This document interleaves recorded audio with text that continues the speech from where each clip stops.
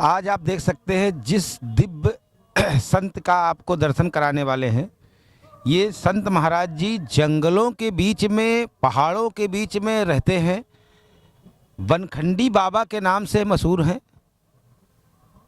जहाँ पर लोगों का जाना सुगमता से नहीं हो पाता, उन जंगलों में महाराज जी रहते हैं। आज अद्भुत महाराज जी से मुलाकात हो गई। हमारा और दर्शकों का सौभाग्य है कि ऐसे संत महात्मा का दर्शन आज हम लोग करने जा रहे हैं, जो सिर्फ तपस्या ऐसी जगह करते हैं जहां पर कैमरे का पहुंच पाना, मीडिया का पहुंच पाना संभव नहीं है। दिव्य शक्ति के धारक है महाराज जी। कुछ चमत्कार तो हमने अपने आँखों से देखा है, बाकी चमत्कार तो महाराज जी कैमरे पे नहीं दिखाना चाहते हैं, लेकिन दर्शन आप लोगों को हो जाएंगे तो हम लोग जानेंगे महाराज जी के बारे में कि महाराज जी कहाँ पर रहते हैं, किस तरह की तपस्या करते हैं, कितनी कड़ी तपस्या कैसे कर लेते हैं। महाराज जी प्रणाम। महाराज जी, कौन से जंगल में आप रहते हैं? और वहाँ पर तो हमें जितना जानकारी है कि लोगों का, मनुष्यों का जाना संभव नहीं है। वहाँ आप जाके तपस्या करते हैं जंगलों के बीच में, ना वहाँ खाने की व्यवस्था होती है, जहाँ पर जानवर, सांप, बिच्छू घूमते रहते हैं। तो इतनी कड़ी तपस्या का क्या मतलब है, तो थोड़ा सा बताएं हमारे दर्शकों को महाराज। ये हनुमान जी के आशीष कृपा है, सब भगत भगवान गुरु महाराज का आशीर्वाद है कि कहते परिश्रम बिना, जैसे परिश्रम मेहनत करोगे, जो चंदन को घसोगे पत्थर में, जब ही रज निकलेगा, जब ही अपन लगाएंगे, तो उसी प्रकार मेहनत करेंगे पर स्वार्थ के लिए, संसार के हित के लिए। तो इसलिए हम जंगल में बैठे हैं, न कहीं हमारा आना है न कहीं जाना है, स्थिर रहते हैं। जिंद महाराज की, हनुमान जी की कृपा है वहाँ, भोलेनाथ की। और वहाँ पहाड़ में अकेले रहना होता है, वहाँ कोई पानी की व्यवस्था नहीं, किसी प्रकार की व्यवस्था नहीं, फिर भी व्यवस्थित जो है बोर भी कराए तो पानी हीटा, लाइट भी व्यवस्था करवाए, निजी लाइट भी है। सरकार की तरफ से हमारे लिए कोई व्यवस्था नहीं दिया गया, ना रोड है, ना पानी है, ना लाइट है। हमको बीजेपी की सरकार से, ना कोई भी सरकार, कांग्रेस या बीजेपी, हमको कोई मदद नहीं किया कि हम कोई नेताओं के यहाँ, कोई मंत्रियों के यहाँ, कोई सरपंच के यहाँ, किसी का हमारा आना जाना गाँव बस्ती में नहीं। हम पहाड़ के नीचे नहीं जाते। ये वो तो अच्छा हुआ कि बड़े भाग मानुष तन पावा, सुर दुर्लभ सब घंटन गावो। तो कोई कुछ कोट का वो जन्म का कुछ पुण्य है जो हम बैराग लिए। और इस 144 साल पुराना इतिहास इस कुंभ का मतलब उदाहरण ये है। इस कुंभ का फल देखो, 33 करोड़ के देवी देवता भी आते हैं, भगत भगवान सभी आते हैं, देश विदेश के लोग आते हैं। तो धन्य हमारे इस भूमि के, भारतवर्ष माता की, भारत माता की कृपा से इस भूमि की जय हो। तो ऐसे हमारे श्री प्रधानमंत्री श्री नरेंद्र मोदी जी, श्री हमारे मुख्यमंत्री जी यूपी के श्री योगी आदित्यनाथ जी महाराज, उनकी आशीष कृपा से सबको सुख शांति मंगलमय हुआ। सब संत महंतों को, ऋषियों को, ब्राह्मणों को, मान सबको, जीव जंतु, भगत भगवानों को, सबको कल्याण हुआ। आज तक कोई भी कांटे नहीं लगे। ऐसे हमारे देश के मुख्यमंत्रियों को, नरेंद्र मोदी जी प्रधानमंत्री जी को हमारा कोट यहाँ से प्रणाम है। और आप सब मीडिया प्रभारियों को, सब प्रशासन को, सबको हमारे तरफ से प्रणाम है। उन्होंने बहुत तन मन धन की निछावर लगा दिए, किसी को दाग नहीं आने दिए, सबकी रक्षा किए।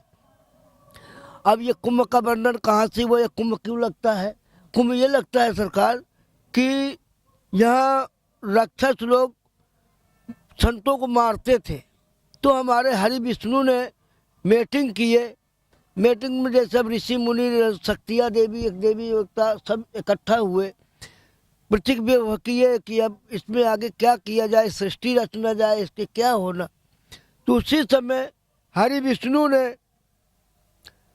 इधर ब्रह्मा ने कान खजवा के फेंक दिया, तो उससे राहु केतु पैदा हुए। तो राहु केतु ने क्या किए, हरि विष्णु ने चंडामृत बांट रहे थे, तो बोले संतों को दे दे तो ये अमर हो जाए। उतने में राहु केतु उनको खदेड़ लेते हैं, किनको? विष्णु भगवान को। तो वो जैसे दौड़ते हैं, तो पहले तो वहाँ हरिद्वार से दौड़ाते, तो हरिद्वार में गिरा, तो वहाँ कुंभ, अमृत का बूंद गिरा तो कुंभ भराया। वहाँ से चले यहाँ नासिक में गिरा तो वहाँ भी कुंभ भराया। फिर वहाँ से चले उज्जैन में गिरा तो वहाँ भी कुंभ भराया। यहाँ 3 बूंद गिरा था सरकार। तो ये त्रिवेणी संगम कहलाता है। ये अमृत की बूंदी से ही गंगा जमुना सरस्वती का प्रभुत्व हुआ और इसी प्रकार से ये कुंभ भराया गया है। इस कुंभ का महत्व ये है, इस कुंभ के कलशवास जो कर लेगा वो मानो हजारों वर्ष का एकदम फल तत्काल मिलता है एक कलशवास में। तो ये बड़े भाग मानुष तन पावा सूर्य दुर्लभ सवेगन तन गावा, बड़े भाग से मानुष योनि मिला। भगवान भी कहता कि अगर एक बार हमको मानुष योनि मिल जाए तो हम और भी कुछ कला बता सकते हैं। तो भगवान के भाग्य अवतरित शक्तियों से कृपा से ये ऋषि मुनि आज वो हुए अमर है। हम भी एक पहाड़ में पड़े, सरकार कोई अभिलाषा नहीं है। अभिलाषा तो एक परमात्मा की है कि पर हित नहीं धर्म भाई पर स्वागत करना अपना धर्म है। और क्या है, कोई रोगी है, कोई बीमारी है, हर चीज़ की हम दवा देते हैं। ठीक है, व्यक्ति नहीं है तो फ़ोन से ही उसको हम ठीक कर देते हैं। जो भी उसका बीमारी हो, हमको लेना देना उससे कुछ नहीं। वो व्यक्ति नाम बताएगा, फ़ोन से ही सब होगा। तो हमारे जिंद महाराज की कृपा है। अकाल वृत्ति आश्रम में, वहाँ कोई ज़मीन नहीं है, कोई जायदाद नहीं, न कहीं आना न कहीं जाना, लेकिन भूखा कोई नहीं जाता। चाहे 1000 आदमी जाए, चाहे 5000 जाए, सबका भोजन मिलेगा, बिस्तर मिलेगा। महाराज जी, जहाँ आप जंगल में रहते हैं तो वो थोड़ा हमारे दर्शकों बताइए कहाँ पे पड़ता है, अगर आपके दर्शन करने होंगे कैसे? प्रदेश में विदिशा जिला है सरकार। विदिशा जिला में गंज बासोदा के आगे, आप विदिशा और गंज बासोदा के बीच में गरला काकपुर की पहाड़ी है। बाजू में नटेरन तहसील भी कहलाती है। बाकी हमारा तहसील विदिशा ही लगेगा। तो वहीं पुलिस चौकी भी है, अस्पताल भी है नीचे पहाड़ के। तो वो क्या है, हम जहाँ रहते हैं उसी के सामने हेलीकॉप्टर प्लेन भी बना हुआ है। तो वहाँ तो बस भी चलता है, ट्रेन वहाँ से 32 किलोमीटर है। बाकी वहाँ से आप बैठेंगे तो 4 लाइन है, बस वही उतरेगी पहाड़ी के पास। आप बोल रहे ना जिंद महाराज की पहाड़ी में उठा दो, बनखंडी बाबा के पास जाना है। तो कहीं भी आप मध्य प्रदेश में किसी कोने में आप पूछेंगे विदिशा जिले में या कहीं भी, तो आपको बता दिया जाएगा। हम विदिशा भी रहते हैं, देवास जिला के भी जंगल में रहते हैं, राजशहर के भी जंगल में आश्रम है हमारा।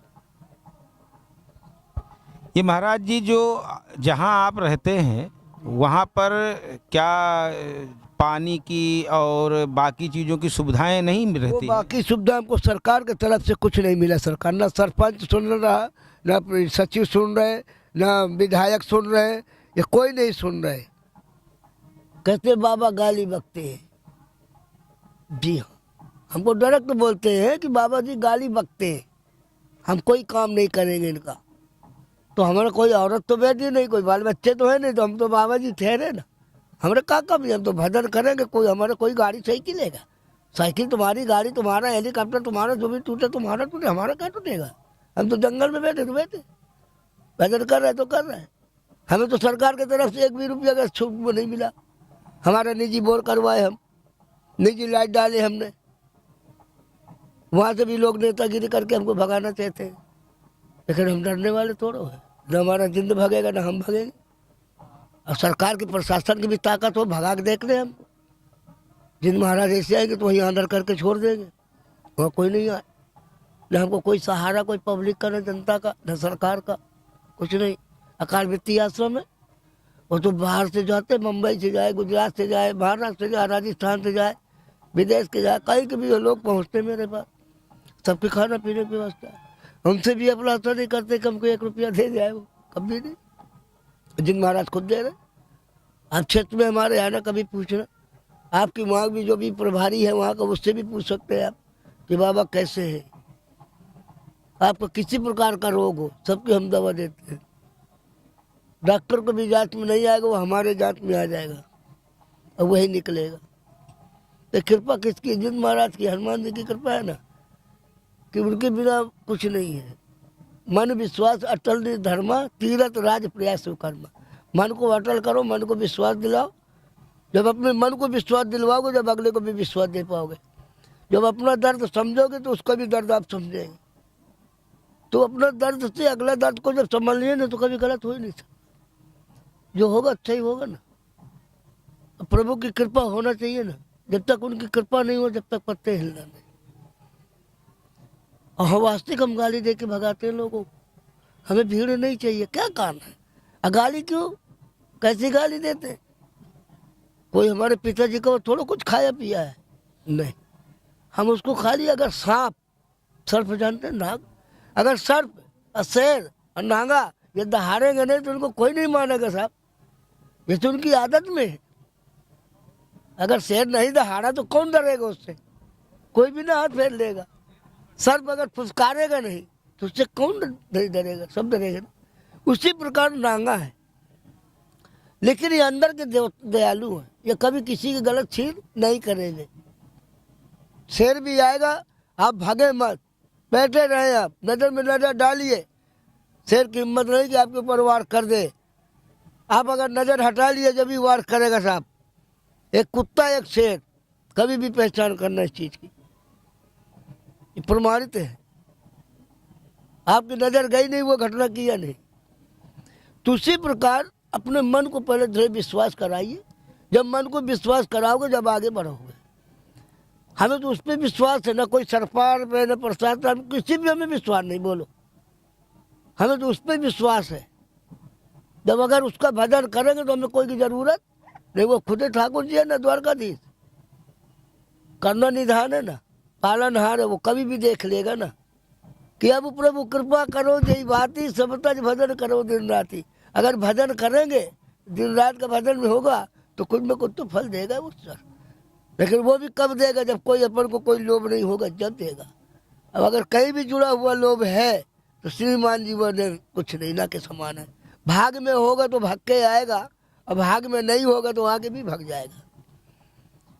तो ये किस्मत किसका है? ऊपर वाले को ने लेख लिखा है।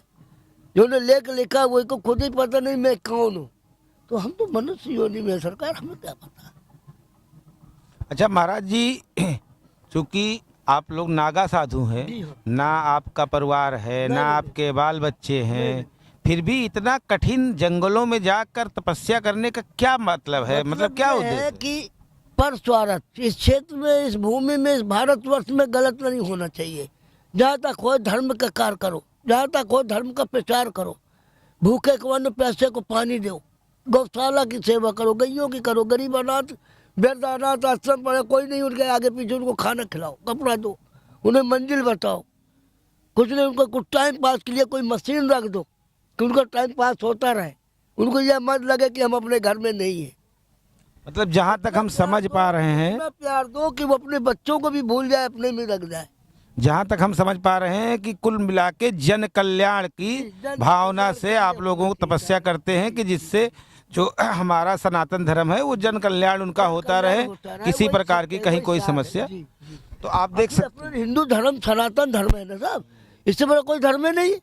सनातन धर्म में हमको जात पात थोड़ा देखना है, हमें तो जीव को प्यार करना, जीव से हमारा प्रेम है।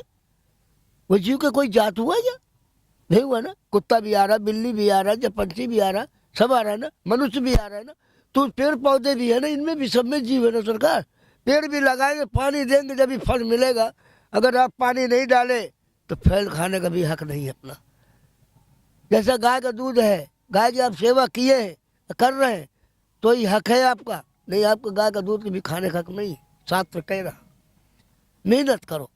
ये कोई ये नहीं कि बाबा जी बन गए तो तुम भीख मांग के खाओ। कहाँ लिखा शास्त्र में? कहीं नहीं लिखा। कर्म करो, मेहनत करो, ठाकुर जी की करो, और वहाँ की झाड़ू लगाओ, दारी खाना में कुछ भी करो, उनके चरणों में रहो, भजन करो, कुछ करो, पेड़ पौधे लगाओ, वही भजन है। किसी को भूखे को प्यासे को पानी दिया, पेड़ को पानी दिया, ये सबसे बड़ा भजन है।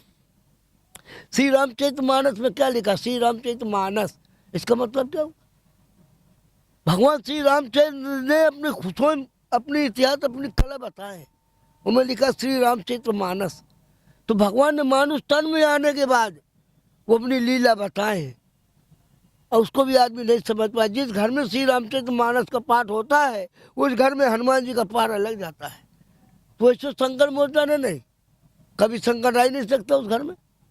जहाँ श्री रामचरितमानस का पाठ होता है वहाँ स्वयं हनुमान जी आते हैं। जहाँ श्री कृष्ण भगवान की गीता का सार चलता है वहाँ स्वयं बंसी वाले स्वयं डटे रहते, बंसी बजाते हैं, वहाँ भी हनुमान जी है। तो आप जहाँ भी देखें, शुरू से लेके अंत तक जोड़ा सबका है ना। तो ठाकुर जी की ऐसी कृपा है, उनकी ऐसी दया है कि किसी प्रकार से ये मानुष तन, हिंदू धर्म सनातन चलता रहे, बढ़ता रहे। कोई भी जीव है सब अमर रहे। हमारा तो भजन करने का, यह बड़े भाग से गंगा जी मिली है तो इसमें भजन करना है, ऐसे बड़ा कोई सार नहीं सरकार। आप देख सकते थे, हम लोग देख रहे थे विलक्षण पहाड़ों के बीच जंगलों में रहने वाले बनखंडी बाबा महाराज जी के बारे में, जिन्होंने खुलकर सारी चीज़ें बताई कि उद्देश्य क्या है जंगलों में रहकर इस तरह का कठिन तपस्या करने का। तो महाराज जी का कहना है सिर्फ हम लोगों का जो उद्देश्य है वो केवल और केवल जन कल्याण के लिए काम करना है। अब वो जन कल्याण जिस भी प्रकार से हो सकता है उस प्रकार से किया जा रहा है। कैमरामैन श्रीकांत पांडे के साथ कुलदीप सिंह, संवाददाता प्रयागराज महाकुंभ, न्यूज़ 18।